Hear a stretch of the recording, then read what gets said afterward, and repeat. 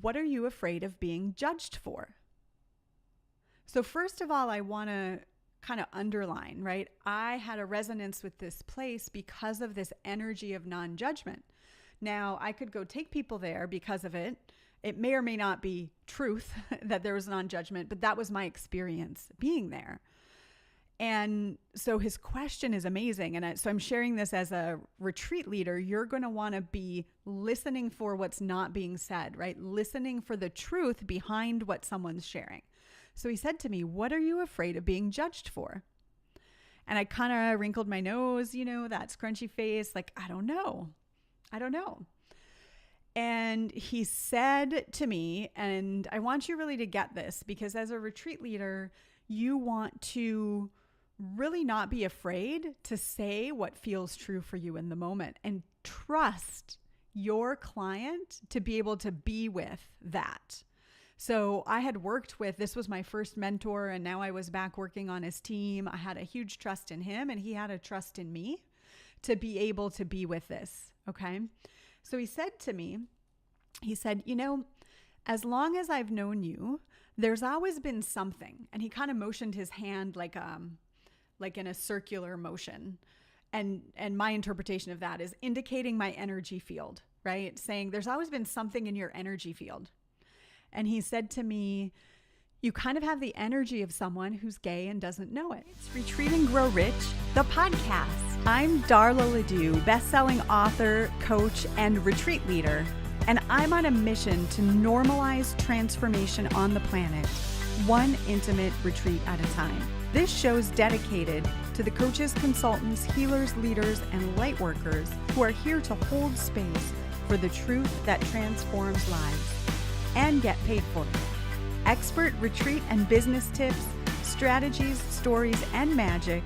It's your weekly mini retreat delivered right to your ears. Let's do this. Hello and welcome to today's episode of Retreat and Grow Rich, the podcast. I'm Darla LeDoux. I am the host of this fabulous podcast. I'm the author of the book, Retreat and Grow Rich, which you can find on Amazon. And I am the queen of transformational retreats. And in this episode and in this series, my intention is to really bring forward a different conversation about what transformation really is and what it means. One of the things that I'm incredibly passionate about is educating every single human being on the planet about how our energy works, how our perspectives or our vibration, our fears, our passions, our loves, our excitements, all of these things affect the results that we have in life. And when we can't see how we're being in life, we feel perplexed and uncertain about why we keep attracting the results that we have, right? Because we can't always see our truth from within ourselves. Einstein has a quote, I don't know who discovered water, but it sure wasn't a fish. And that's really alluding to the idea that our beliefs are energy field, right? Which go hand in hand. So our thoughts create our feelings, and our feelings create our vibration, which we put out into the world, which affects our results. Another way to think about it is what we think about or feel and believe, that is what we tend to see in the world. So it's not like it vibrates into us, but we put ourselves in situations to have certain experiences based on our vibration. So the more we're aware of this, the more that we can understand that the energy we're putting out is at source in our results. And none of this is good, bad, right, or wrong, but that as a human being who's going through an experience, we can't always see the energy we're putting out.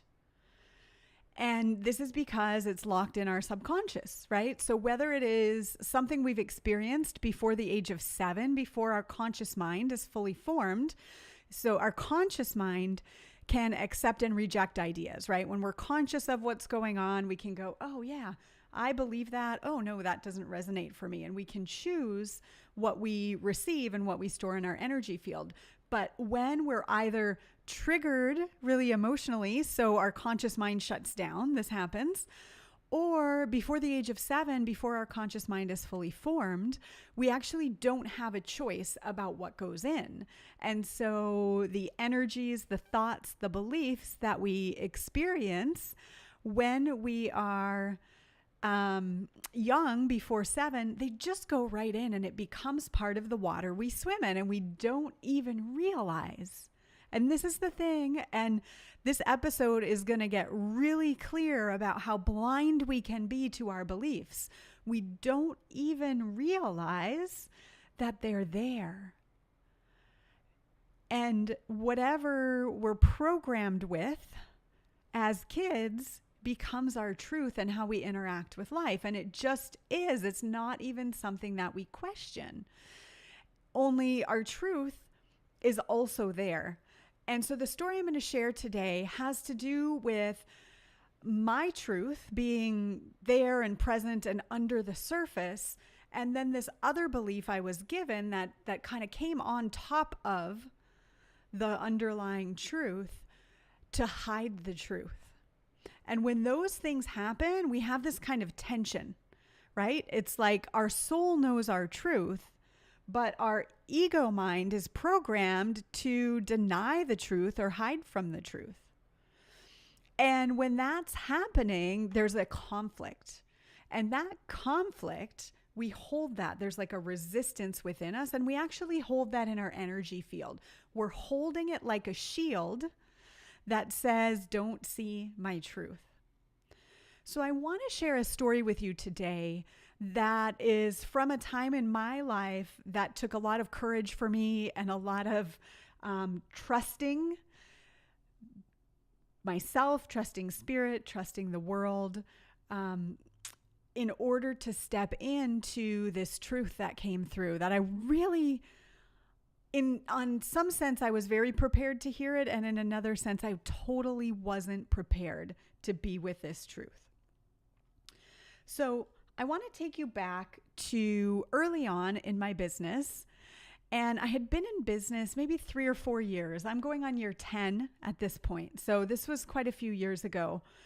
And I had grown my business really quickly. I love transformation. I love the work I do. I fell in love with transformation when I experienced my own profound shift on retreat and woke up to a truth that was brand new to me. And I suddenly could see the world in a whole new way. And it was so beautiful and so amazing. And I loved it. And I wanted everybody in the world to know that you could transform, that you could shift from one energy to another and your world would look totally different. So I had gone all in on my business with this total passion, even though I didn't know really how to run a business. I was totally afraid of what people would think of me. I wasn't very good at sharing my opinions because I didn't like when people disagreed with me. I had all of these things going on that were barriers, but I was passionately committed to the work, and I allowed myself to keep putting myself out there and putting myself out there and putting myself out there because of that commitment. So fast forward, my business grew pretty quickly. I went from, a couple $100s a month in kind of sort of clients to hiring a coach and really getting myself aligned and getting also knowledge about business, which, this is why I'm so passionate about the way we design our programs in my company. We both do inner work of alignment, and we also do the practical work of understanding how to run a business and how those things come together. So I had stepped into this coaching program where I was getting both of these things, and I was really learning a lot, and I grew really quickly. So I went from basically zero to $78,000 in my business the first year, to $150 the next year, to $250 the next year. And I was just growing at, for me, someone who had kind of assumed that to do the work I love, I was going to have to sacrifice earning a living. This was amazing. So everything felt amazing to me in my world. And I was just so excited about all of the possibilities.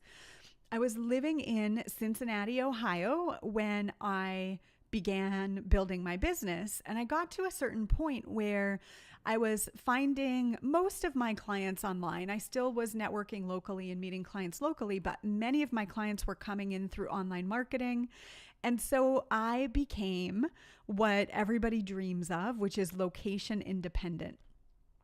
I didn't have to live anywhere in particular anymore. And I started getting the nudge to move. And it was one of those signals from the universe. I actually started seeing mountains everywhere.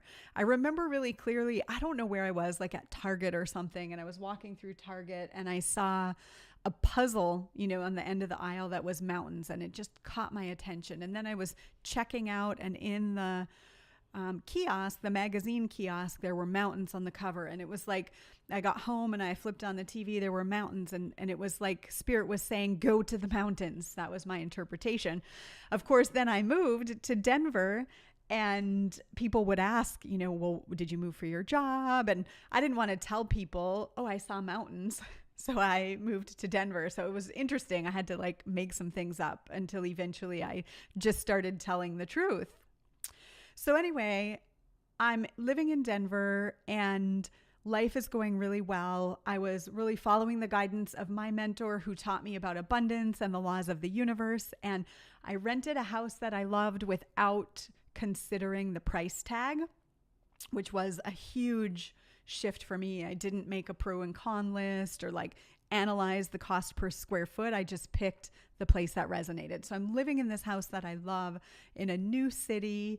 Everything is possible, right? And I've felt so excited to be there. And then all of a sudden, things started going wrong. Things started breaking down in my world. And I mean literally breaking down. For example, I broke several pieces of jewelry, which when you hear this whole story will be interesting that it happened to be jewelry. A light bulb exploded. I broke a tooth, actually, cracked a tooth right off. And I broke my car. I ran into a light pole outside of my own driveway that I pulled out of every single day. So very strange occurrences, right? Hey, pay attention. And one of the things we'll discover is a lot of times when we are in a mode of transformation, it will look like things going wrong. And so I was in this place of all of these things are going wrong. This is strange. I'm supposed to be in this massive flow, right? I'm following my passion. I'm growing my business. I get to work at home in my slippers and life is good. But all of a sudden, all of these things are breaking down. Now, the other thing that was happening in my life is I relocated and I felt like, okay, I have this beautiful place to live that I love. I have this business that I love. What's missing in my life? What's missing is relationships. So even though on the surface, everything was working, my money was working, my clients were getting great results and all of that, but I didn't really have a lot going on in my life. In fact, the thing that would distinguish my work day from my evening was I would switch to the couch and I would drink a beer. So that signified, hey, I no longer have to, be on or be on the phone with clients or anything like that. So that was my way of being off of work. So my life, even though many things were working, it really wasn't working. And so all of a sudden, all of these things started breaking and it really got my attention. So fast forward, and I am going to a series of retreats, of course. So the first one was, I was actually an associate coach with one of my mentors at the time. And I was coaching one-on-one the clients in a program he was running. It was like a certification program, and the training was being delivered in live retreats. So I was there and I was co-facilitating this retreat with him and supporting, my clients that I was going to be working with one-on-one. So we're having this retreat, and somewhere during the course of the retreat, I had shared about these things breaking in my life. And I kind of just let him know something's up with me, that there's something that needs to shift. So I had kind of shared that during the retreat.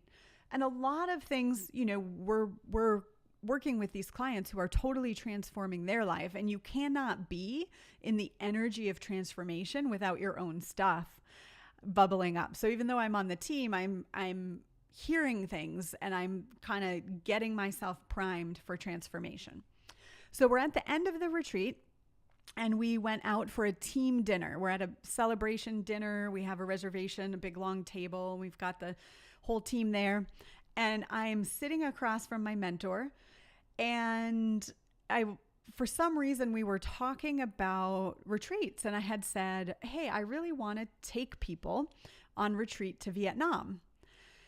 And I had personally been to Vietnam and I loved it. And I had a definite soul resonance with Vietnam. And so I was sharing that, and he said, interesting. And he was just kind of curious. He said, what did you love about it? And I shared that I had felt when I was in Vietnam, this energy of complete non-judgment. Now that was my personal experience there, and the perfect experience for me.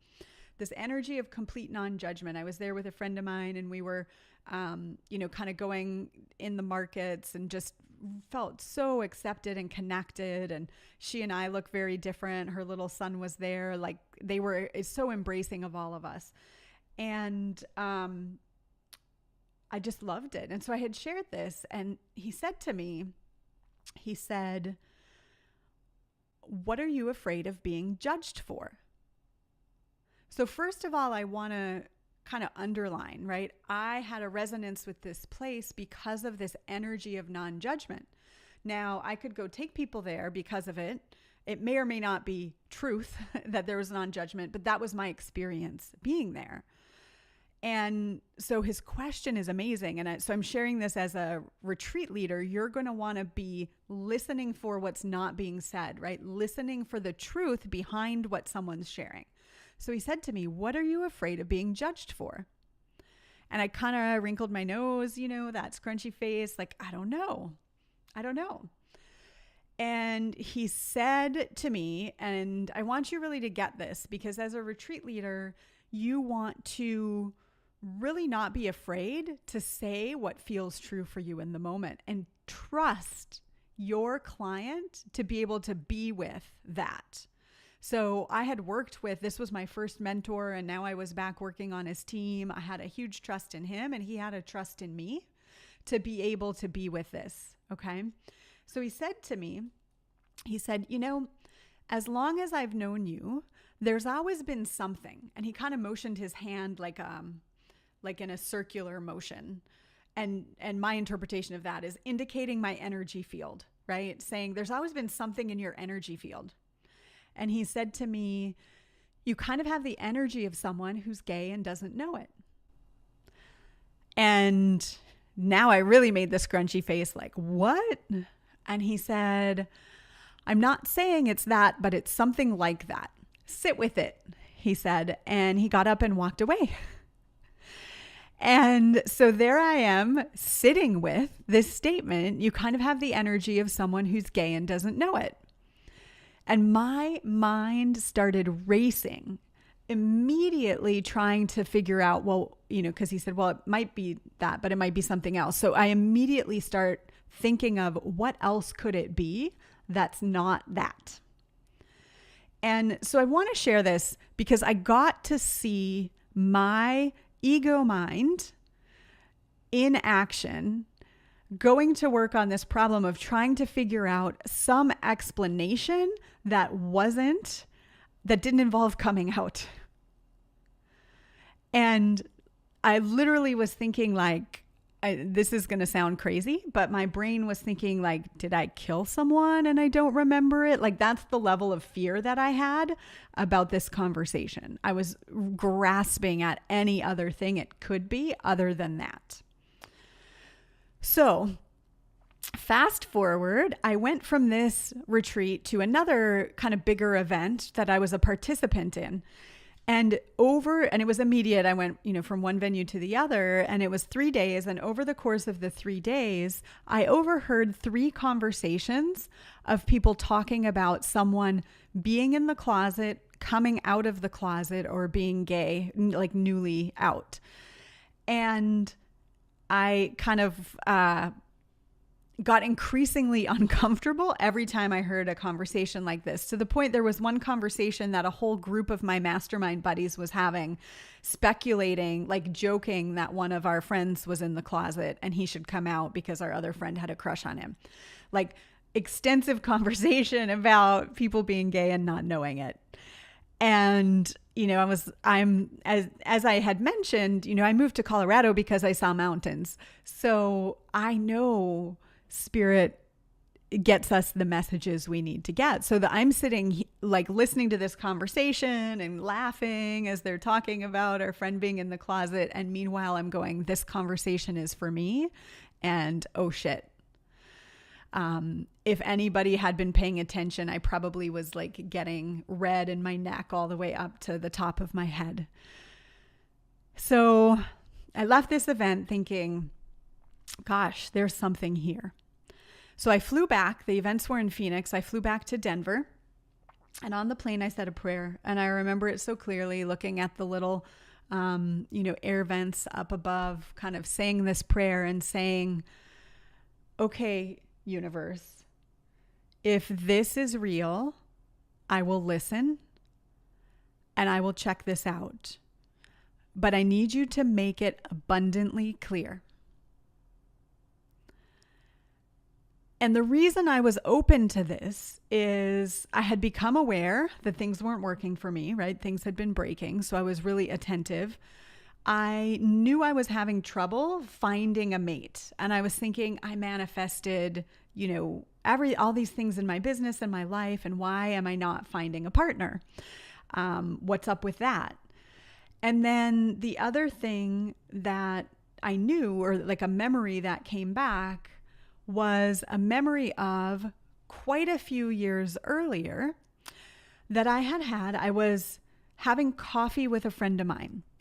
I was living in Cincinnati, and it was before I started my business, but I was kind of getting into transformation. And so I had a friend of mine who was also into transformation, who happened to be a lesbian, and she invited me for coffee, and it was when The Secret had come out. So she started telling me all about The Secret. And I just remember she had a notebook and she was like drawing circles and talking about like possibility and like, if you just be this in the future, the thing will come to you, or I don't know. Because I stopped listening. She's all excited sharing this, and I totally stopped listening because a thought ran through my mind before I could stop it that said, what if you're gay? I'm in this, at coffee with my friend who's a lesbian who, is just talking about whatever. And I'm totally not with her because my brain said, what if you're gay? And the moment I had that thought, this peace washed over me that I had never experienced before. It was like physical, palpable experience of peace. And it scared the shit out of me. And so rather than listen to that peace that I felt in my body in that moment, I immediately went to work on finding a way to explain and rationalize why it wasn't true and to shove it away. And it makes me emotional just thinking about that moment. And what my brain did is I was in my early 30s. I was probably like 30, 31 at the time. And my mom had been talking to me a lot about, am I going to get grandkids? And so in that moment, what my brain did is it rationalized, it said, you know what? If you were a lesbian, you wouldn't have to have kids and your mom would stop bugging you. And so instead of exploring that thought that I had, maybe I'm gay, I instead said, okay, I won't have kids. I put a lid on the possibility of having kids in that moment as a way to cope with my experience. And I never thought about it again. Interestingly, about a year later, I met someone who I ended up marrying who had a kid. So I kind of got all of that out of the way at once. It was my celebrity marriage, very short-lived, that I talked about in the first episode in this series. So if you think about it, had I listened to that intuition in that moment and trusted what my body was telling me, I would have bypassed that whole experience. Now, that something like that may have come up in some other way, so we don't know. But I didn't listen because there was so much fear within me at the thought of that possibility that I shoved it aside. Now, why was there so much fear? I grew up in a town of 500 in northern Minnesota, and I was raised by my mom primarily in my early years. Like, my parents divorced when I was young, and there was a time period where it was just my mom and I. My mom was a single mom, and she went through a series of different relationships with men.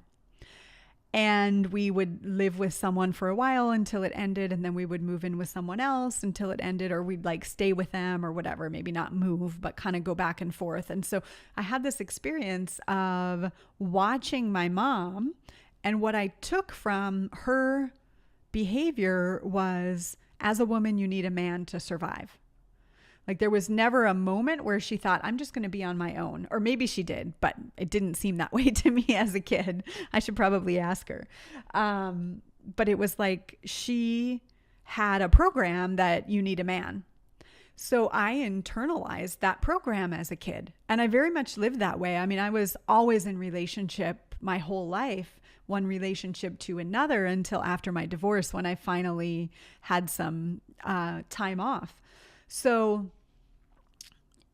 I had this program, you need a man. I also grew up in a town where there wasn't a lot of diversity. There weren't people who were out and proud in my town of 500. And quite honestly, I had never thought about it. I had just never thought about it. There was one other memory that came up on that plane ride home from Phoenix to Denver, which was a memory when I was a kid. I was probably like 12, and I was at church. I went to church and got confirmed and did all of that stuff growing up as a Lutheran. And we had a visiting choir at our church. And I remember kind of watching this visiting choir, and there was someone in the choir that I thought was so cute. This boy that I thought was so cute in the choir. And I found myself feeling really attracted to him. And then when they kind of quit singing and they moved, what I discovered is that he was actually a she. And I was mortified. I was like, oh my goodness. And I have this split second memory, and I had shut that down, right? I had come back to that memory over and over the years of like, oh, remember that time where you thought that girl was a boy? But I never had entertained it. It wasn't even like a thought that meant something, right? But I knew I felt shame about it, and I had shoved it down. So I had these series of memories come up as I'm flying on this plane from Phoenix back to Colorado. So even though I'd been, in lots of opportunities, I played sports, I was in locker rooms with women, all of these things, because people ask me this, right? Like, how did you not know? I had no idea. But I had these couple memories that came back to me on that plane ride home. So I said, all right, universe, if this is meant to be, I will listen. But make it abundantly clear. So I get home to Denver, and I start unpacking my suitcase, and I flip on the television. And on TV, there was an episode of Grey's Anatomy. And in this episode of Grey's Anatomy, I kid you not, there was a woman, there's always a woman on her deathbed, right? So there was a woman on her deathbed, and her son was there, and he wanted to take her home and have her move in with him. And she was being real resistant, and everybody's trying to figure out what her deal is and why she's so resistant. Well, it turned out that she actually had a lover who was a woman who had been in her life forever, even when she was married to, her son's dad and all of that. Like, she had been in this relationship with this woman her whole life and had never told her son. So she had this process of coming out to him. So, of course, I look up at the ceiling, which represents God, the universe, and said, really? Like, really? Grey's Anatomy? But that was my kind of final signal, and I chose to listen. I immediately started Googling. And by the way, I lived by myself in a big old house, but I hid in the basement, myself and my dog. And I Googled, can you be 40 and gay and not know it? Those were my exact Google search terms. So if you ever have been like me and think like Google search doesn't work, I just want you to know that people do Google interesting things. And I began to explore and watch different videos and really start to be with this possibility that this might be true for me. A couple days passed and I called a friend of mine who's also a lesbian who was living in Los Angeles at the time. And I said, hey, are you around this weekend? I need some help. And she told me later that she immediately knew what I needed. She immediately knew because she had kind of known, she had kind of suspected. So I flew to LA and she took me out in West Hollywood, and which is where, what they call the gayborhood. And I gave myself a new experience. And I did this all within like a week. And the reason I did this all within like a week is because I had been teaching and guiding transformational experiences and finding alignment for several years in my business now. And what I knew is when we see a new truth, what we need to do is experience the new possibility. We can't just think about it in our mind, but we have to actually experience it viscerally in our body, so we can't deny the truth. Right? Like I had done so many years earlier when I had the thought and I shoved it away without exploring it and giving myself an experience. So I made the commitment to give myself a new experience. I flew to Los Angeles. I kissed a girl and I liked it. And there's much more to that story, but I won't go into that at the moment. And I literally cried the moment that happened. I cried. Just tears of relief streamed down my face because I knew I was home. I knew in every cell of my being that I had found a truth that I had hidden from myself for years. I'm going to share a little bit more about that in a moment, but what I want you to know is that when we are in discordance with our truth, when there's something about us, and for most people, it's not that, right? For some people listening, this might be your Grey's Anatomy, okay? And let it be your Grey's Anatomy. Let yourself listen. For most people, there's some other truth that they don't want to see, whether it's a truth about your relationship, whether it's a truth about a desire that you really have in life that you're not wanting to admit to yourself, whether it's a truth about how you're showing up in your job or where you're holding back on sharing who you really are, whatever it is, when we have this truth that we're trying to hide from, and especially if we're trying to hide it from ourselves, but if we're trying to hide it from other people, what happens is we put up a resistance in our energy field, and it's like a shield. Retreats are all about intimacy, right? Into me, see. The healing magic that happens on retreat happens from letting ourselves be seen. Kurt Wright says, we cannot accept a part of ourselves that we haven't shared with another human being and had validated rather than violated. I had never shared this part of me with another human being. I had never shared it with myself. I'd never let myself be with the possibility of it long enough to actually explore it, let alone share with someone else.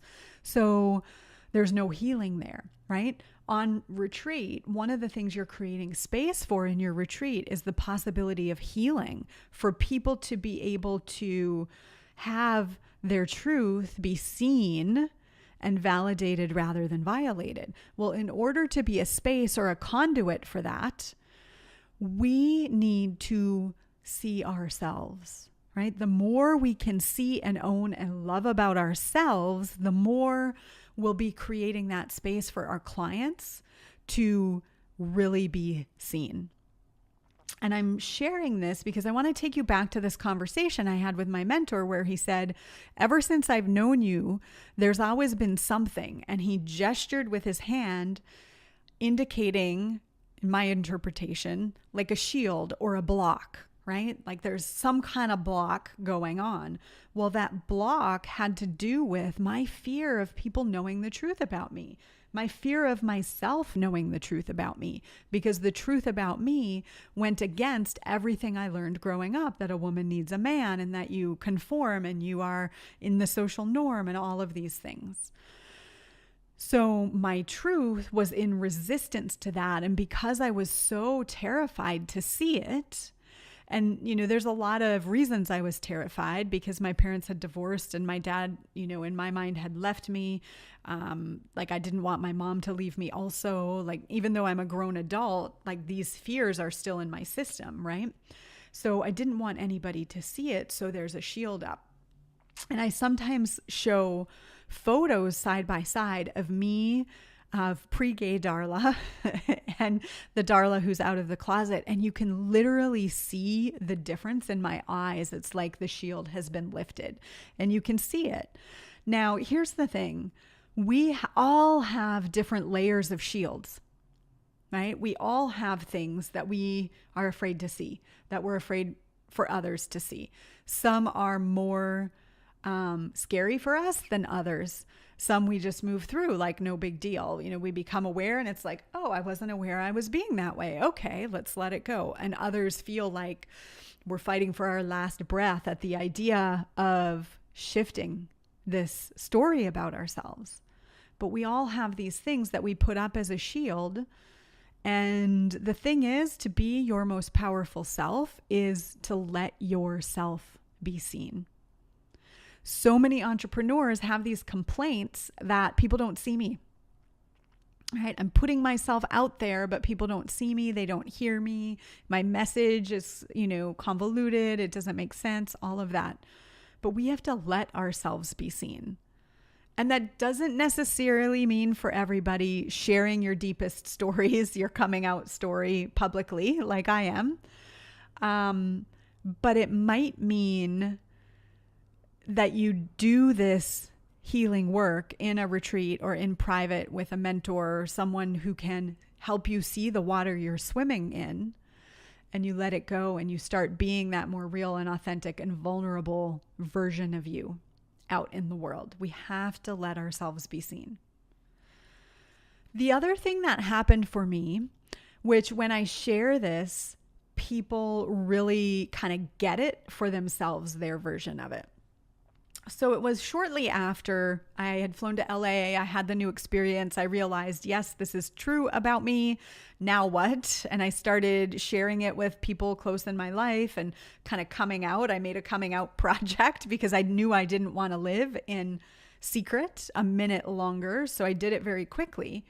But one of the things that I was worried about immediately was, here I was having this coaching business all about alignment, and I was out of alignment.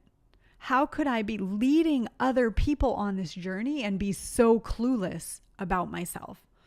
So I literally thought, I have to close my business. I have to close my business. There's no way anybody's ever going to trust me again. I am pretty unemployable at this point. What am I going to do? What am I going to do? What am I going to do instead? And luckily I had a coach I was working with at the time who said, it only took you like 15 minutes to come out to me. So I think you're probably okay. You're probably really honoring your truth and it's going to be okay. And, so I took that on and I made a decision. Okay, I'm going to share. I'm just going to share. I'm going to share it first with my clients and then with my list. And I'm just going to share, like, this is now what's true for me. And in the meantime, I had started dating women, and I actually met the woman who I am now married to. And so I was feeling like really great about that, but still this fear of like, what are people going to think?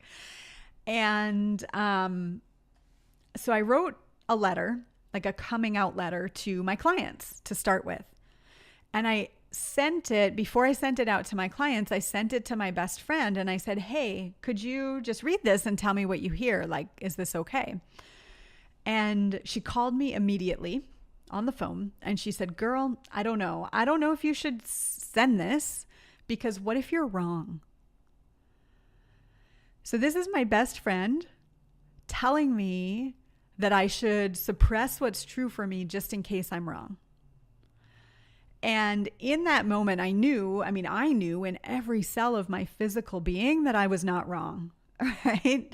What I realized is, oh my goodness, people will have an opinion about everything, right? People will have an opinion about how you feel about your sexuality. Like if people have an opinion about that, think about all of the opinions that you face every single day about how you choose to run your business, what you invest in, the type of work you do, the people you're in relationship with. If you fly to go on retreat, people have judgment about that. People have an opinion about all the things that they say is coming from wanting to keep you safe, but what it's really coming from is not wanting to disrupt their comfort zone. And I got to see that with my friend firsthand, that my changing my sexual identity was really hard for her to receive because it changed something for her somehow. So her words were, I don't know, girl, what if you're wrong? This launched a whole campaign for me that I did for quite some time called the Believe Yourself Challenge, and really got me feisty about this idea of trusting your own intuition, which I teach a lot now. But I was afraid that I was going to have to close my business by stepping into my truth. And the truth is, it didn't matter. It really didn't matter, right? So how your being about your truth puts out into the ethers energetically how other people will respond to your truth. So when I sent the message to my friend and I said, hey, what do you think? I was nervous, right? I was a space for her to question my communication. When I put it out to my list and to my clients and all of that, I was in total truth, right? Like this is my truth and I'm sharing it, and I'm not a space for questioning, and I'm not really a space for you to judge me. And if you don't like gay people, unsubscribe and let's move on with our life. So there was zero backlash or negative impact. And if anything, people felt really inspired to share their own closets that they were coming out of. So a lot of times people become nervous, especially when you have a business and you're kind of coaching one-on-one and you're moving into retreats. When you're doing the retreat, you're kind of sharing your work and you're taking people on a journey that you've created personally. And a lot of times people get scared about that, right? They get scared because they have this little thought in their mind, what if I'm wrong? Like, what if I have this vision for this journey to take people on, but then I discover I'm wrong? How horrible is this? And I'm telling you that I discovered I was wrong about my sexuality and I lived through it. And it actually wasn't a big deal. So if this can embolden you to move forward with, right? Before I knew this information, my truth was that I was straight. That was all I knew. And then I could discover a new truth and embody that and integrate that into my world. And that became my new truth.